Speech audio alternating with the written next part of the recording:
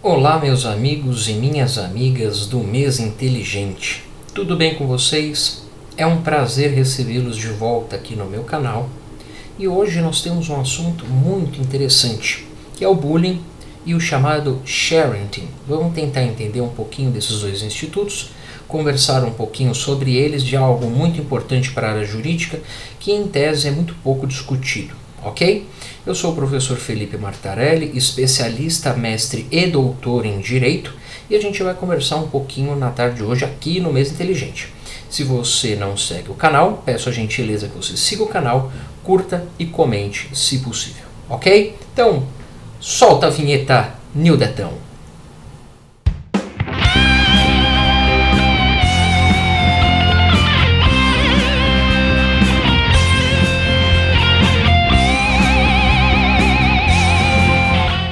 Muito bem, meus amigos e minhas amigas de todo o Brasil, de todo o mundo, prazer estar aqui com vocês para a gente falar um pouquinho desse tema que é tão importante, que é o bullying e o sharenting, não é isso? O bullying e o sharenting. Vamos começar falando um pouquinho do bullying. O bullying, pessoal, é um assunto muito sério, inclusive pelo qual eu escrevi um livro a respeito, que é Bullying, a responsabilidade civil do estabelecimento de ensino nos casos que aqui se encontram. Então, aqui nós temos um livro que eu escrevi sobre bullying, que eu acho o tema de extrema importância, de extrema necessidade de debate. Então, o que nós vamos falar hoje é um pouquinho sobre as características do bullying e o chamado sharenting. Ok? Vamos falar primeiro do bullying e depois nós vamos falar do sharenting. O bullying, ele começou a ser estudado pelo professor Dan Owens em 1978. O professor Dan Owens escreveu um livro chamado Aggression in the School, Agressão na Escola, The Bullies and the Whipping Boys, Os Bullies e os Garotos do Chicote. Então, o Dan Owens, nessa época, ele começou a perceber que a formação jurídica da pessoa, ou melhor, quando na formação jurídica da pessoa havia uma violência contra ela, havia algo que afrontava ela, causavam danos morais, danos psicológicos, que muitas vezes eram irreversíveis ou necessitavam de um tratamento adequado para que fossem revertidos durante toda a vida do indivíduo, não é isso? Então, ele começou a escrever sobre o bullying e ele foi o primeiro autor a usar essa nomenclatura bullying, né? Bullying. E de onde ele tirou essa ideia de bullying? Ele tirou a ideia de bullying literalmente de bulls, que significa búfalos, não é isso? Então, é como se uma manada de búfalos passasse por cima de um único indivíduo ou um grupo mínimo de indivíduos, não é isso? Então um grupo passa por cima, desmantelando aquele indivíduo ou aquele grupo de indivíduos. Portanto, essa é a característica do nome, é o motivo pelo qual existe esse nome de bullying, porque vem de bulls, de búfalo. Em seguida, em 1984, houve um suicídio triplo na Noruega. 3 rapazes cometeram suicídio. E a causa pela qual eles cometeram suicídio após a verificação havia sido por causa de intimidações sistemáticas que eles haviam sofrido. Então, reparem, o bullying no Brasil ele vai levar o nome de intimidação sistemática. O que é intimidação sistemática? A gente já vai ver daqui a pouco.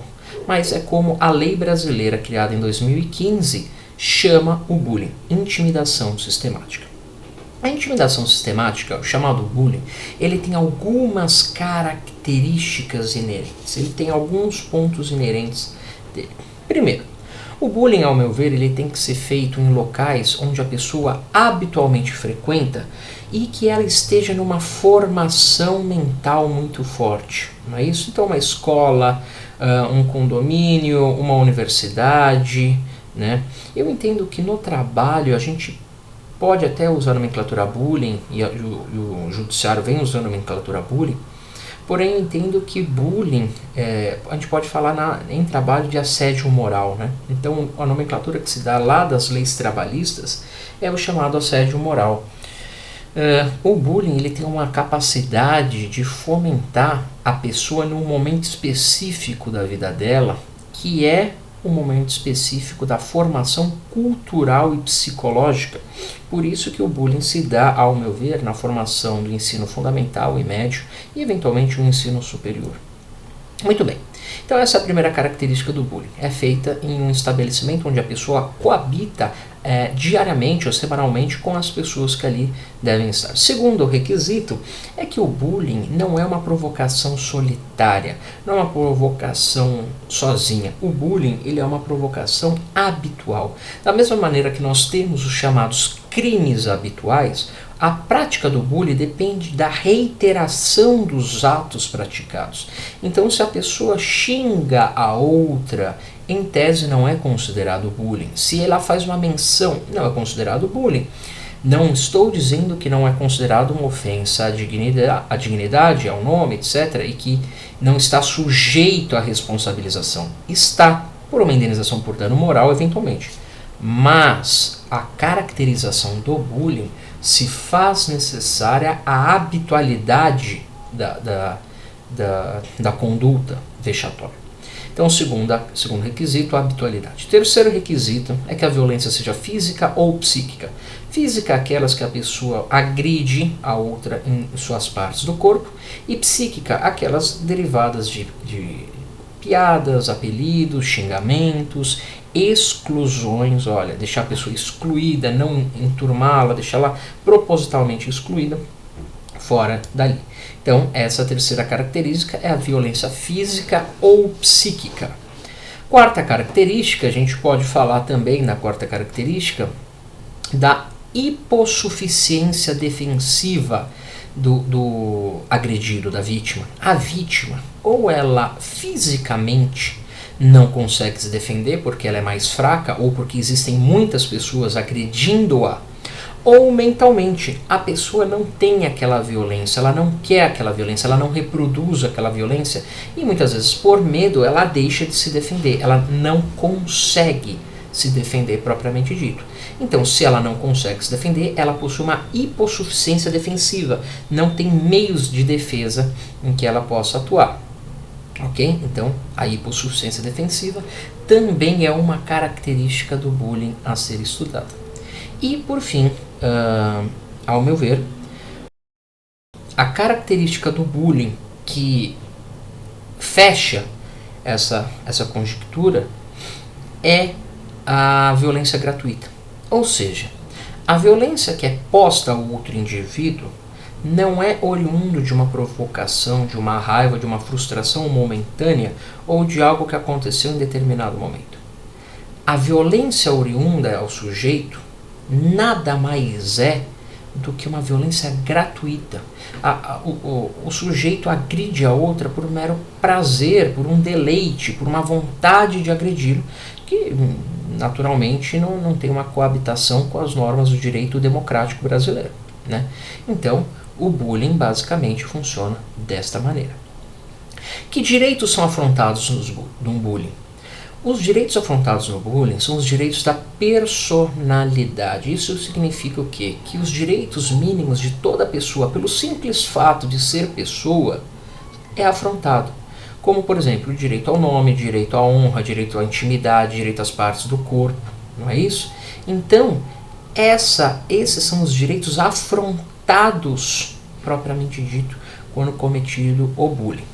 Quem responde pelo bullying? Em regra, se a escola, faculdade, cursinho, etc., tiver um plano de atuação contra o bullying, com palestras, tome todas as providências necessárias para que evite-se o bullying, trabalha-se o bullying na escola, quando a escola age de maneira ativa, ela não vai ser responsabilizada pelo bullying. Porém, se ela for omissa, porque não há nexo de causalidade, ao meu ver. Porém, se ela for omissa, ou seja, se ela souber do bullying ou não praticar atos inerentes, que a própria lei fala que todos em conjunto deverão, não praticar atos inerentes de conscientização, de trabalho contra o bullying, aí a escola responderá. Então, ao meu ver, ao meu ver, o bullying ele vai ser cometido, ele é acometido, basicamente, de uma responsabilidade da escola somente de maneira subsidiária e caso ela seja negligente e não atue de maneira a combater o bullying. E se souber, por óbvio, né? E o infrator, o menor de idade responde? O menor de idade responde. O menor de idade responde. O menor de idade, ele responde de maneira mitigada, não é isso?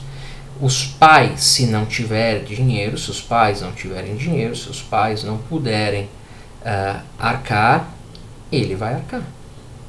Não é isso? Se os pais não conseguirem pagar, ou se a criança tiver dinheiro, se o adolescente tiver dinheiro, ele paga do salário dele.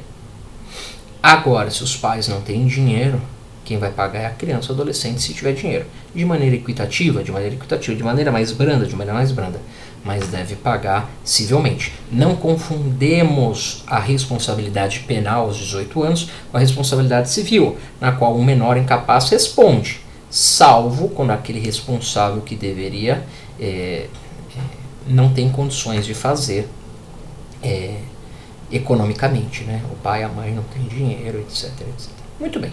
Então, esses são alguns conceitos, alguns dizeres básicos do bullying, alguma conversa básica do bullying. Porém, pessoal, eu falei para vocês que a gente vai falar do sharing também, né? O que é o sharing? E por que o bullying está relacionado com o sharing? Na verdade, ambos podem dar afronta a direitos da personalidade.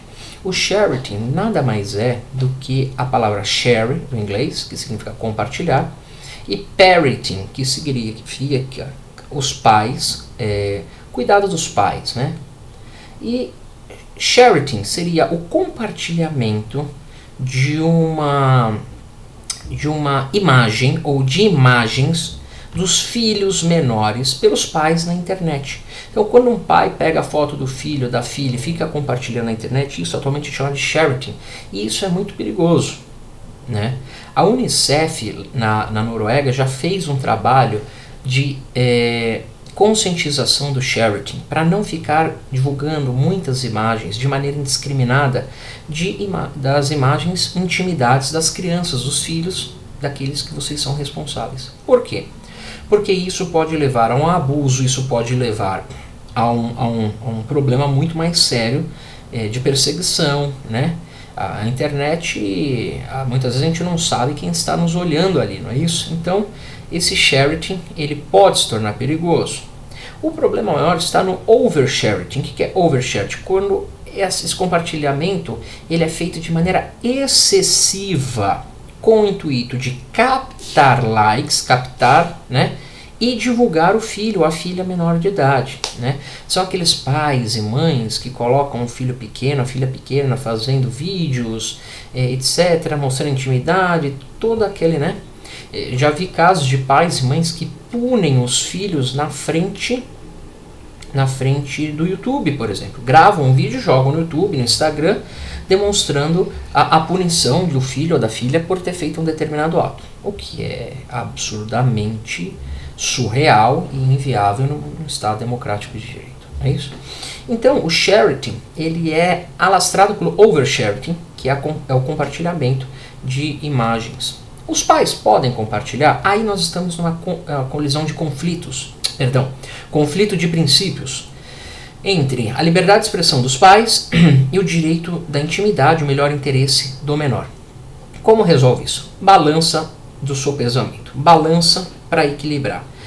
Os princípios colidindo, a gente vai colocar em balança. E se nós colocarmos em balança, ou melhor, quando colocarmos em balança, ou na balança, melhor dizendo, nós vamos entender que nós vamos decidir no caso concreto o que é melhor.